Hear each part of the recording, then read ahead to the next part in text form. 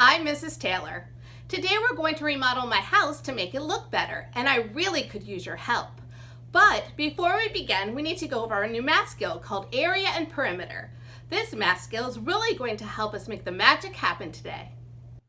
Let's begin by learning how to find the area of a polygon.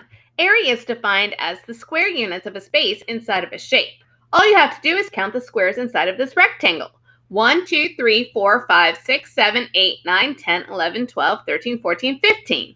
I always like to write the numbers inside of each square because sometimes they're not even rows like in a rectangle. So the area of the rectangle is 15 square centimeters. We will go over how to find the perimeter of a shape after our first example. Now that we know what area and perimeter mean, we're ready for our first job. Our first task that we're going to do today is we're going to find a rug that fits in front of my front door. I want to put a nice rug right here beside my door, but how do I figure out what size rug to buy? When we're answering a question about area, the first thing we have to do is understand the vocabulary that's involved in the question. What is the area of the figure shaded on the grid? Figure means shape. In this case, it's a rectangle. Shaded means that part of the picture is colored. In this case, it's colored red. And finally, grid represents the squares that you see in the picture. It might remind you of graph paper. Now that we know the vocabulary involved in the question, we're ready to figure out the area of the rug. We simply have to ask how many red squares are there because the area is the space inside. So, what is the area of my rug? Pause the video and write down your answer. If you said that the answer is 12, then you are correct. All you have to do is count the red squares. There are 12 of them.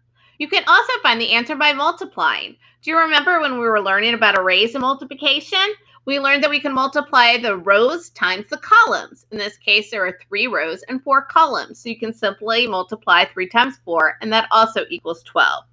So our area of our red rug is 12 square units.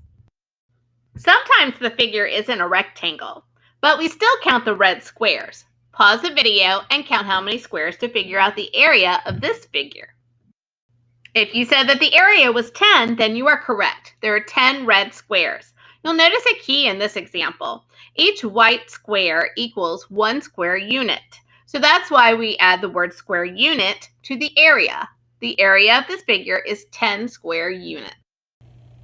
Our next job is to build a pool in my backyard so that we're ready for some summer fun. In order to put in our pool, we're going to figure out the perimeter so it fits in our yard.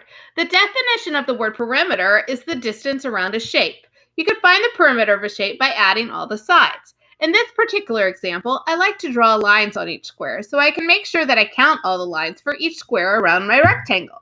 I can simply count 16 lines around my rectangle, or I can add each side. There are 5 lines on the top and the bottom of my rectangle, so 5 plus 5 equals 10.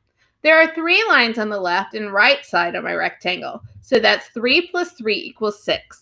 Finally, I can add 10 plus 6 together to get 16 centimeters for the perimeter of my rectangle. Let's figure out the perimeter of my pool together. Find the perimeter of the figure shaded on the grid. Each square in the grid is 1 square unit. Pause the video and figure out what the perimeter is. Remember, you can use little lines to help you count how many squares there are all the way around this blue shape. Here's what my figure looks like after I draw the red lines around the perimeter of the pool. Now all I have to do is count the red lines. How many red lines are there? If you said that the perimeter of my pool is 22 square units, then you are correct. If you count how many red lines there are all the way around my blue figure on the left, then you should see 22 red lines. That's the perimeter of the pool. Since the pool that we're going to put in my yard is a rectangle, it's going to be very easy to figure out the perimeter of our pool. We know that the opposite sides of a rectangle are equal lengths. Since we know that one side of our pool is 24 feet, then the other side is also going to be 24 feet. We also know that the left side of our pool is 30 feet. So we also know that the other side of the pool is going to be 30 feet.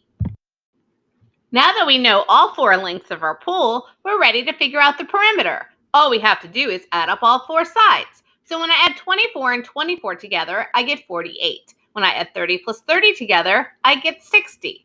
And finally, I add those 2 numbers together. 48 plus 60 equals 108 feet for the perimeter of my pool. Next, we're going to build a fence around the pool so that everybody stays safe. Can you help me figure out the perimeter of my fence? Pause the video and figure it out. If you said that the perimeter of my fence is 170 feet, then you are correct. 50 plus 50 equals 100. 35 plus 35 equals 70. And then we add 170 together to get 170 feet. Good job, boys and girls. Our final remodeling job is to grow a vegetable garden so that we can grow and serve some delicious vegetables at our pool parties. For our final job, we need a centimeter ruler to figure out the perimeter of our garden. As we measure the left side of our rectangle, we have to make sure that we line up our ruler properly. Make sure that you line it up with 0. In this case, our 0 is not the end of the ruler, so just double check your ruler and make sure that you start on the 0. When we look at the other end of the ruler, we notice that it ends on an 8. So that means that our left and our right side of our rectangle is 8 centimeters. Next, we're going to measure the top and the bottom of our rectangle using the centimeter side of our ruler. Notice how it stops on the 5 centimeter mark on the ruler. So the top part of our rectangle is 5 centimeters, and so is the bottom part of our rectangle. Now that we know the length of each side of our rectangle, we're ready to figure out the perimeter. Pause the video, add up all the sides, and figure out the answer. If you said that the perimeter of my garden is 26 centimeters, then you are correct. I added 8 plus 8 to get 16. Then I added 5 plus 5 and I got 10. Then I added 16 plus 10 to get a total of 26 centimeters. Remember that the abbreviation for centimeters is cm. It's time for your math challenge of the day. So grab yourself a piece of graph paper and something to write with, like a pencil or some colored pencils, and let's get ready to redesign and remodel our bedrooms.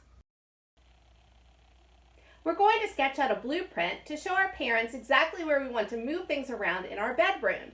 Because we never want to do this project by ourselves, we always want a parent to help so they can help us lift our heavy things. So grab your graph paper, and on your graph paper, map out exactly where you want all of the items in your room to go. Your bed, your dresser, chairs. Maybe you have some ideas of some other things that you want to add to your room. You can add them on the blueprint too. Remember that a large item like a bed is going to have a lot more colored squares than an item like a beanbag chair, which might only have 1 to 4 squares colored. When you're done making the blueprint of your bedroom and it's perfect, make sure that you show your parent, your teacher, or another friend so that you can share exactly your vision for your bedroom, and who knows, maybe one day it will lead to a bedroom transformation. Here's what I have so far for my bedroom blueprint. I have a bed, a dresser, and a rug. I made each of them a different color so that I can easily check my work when I'm done and make sure I have the correct area and perimeter for each furniture item. For my bed, I have 20 square units. I got that by counting the number of blue squares. For the perimeter, I have 18 units. I counted the lines around the outside of my rectangle. I need to finish the rest of them, but I'm off to a good start. For the rug, I wanted to do something different and unique. I wanted to make something that wasn't a rectangle so that I could show that I know how to figure out the area and perimeter for something that's not a rectangle.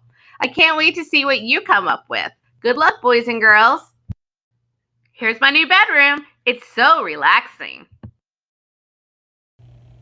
Thanks so much for joining me today as we learned about area and perimeter. And thanks also for all of your help today as you helped me remodel my house. It looks simply amazing. If you liked today's video, make sure to click the like button. And if you haven't yet subscribed to the channel, click the subscribe button so you don't miss out on a single adventure. Until next time, goodbye.